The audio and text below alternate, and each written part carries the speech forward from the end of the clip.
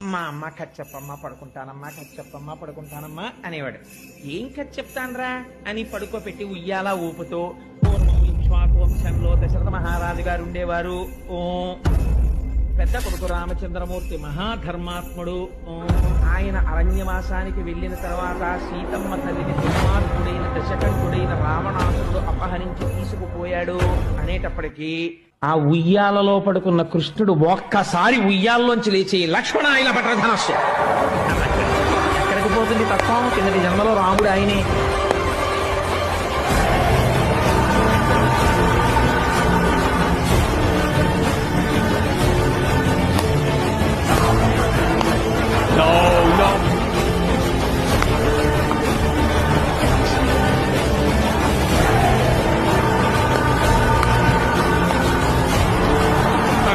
Into the crowd. This is a 6 sitting.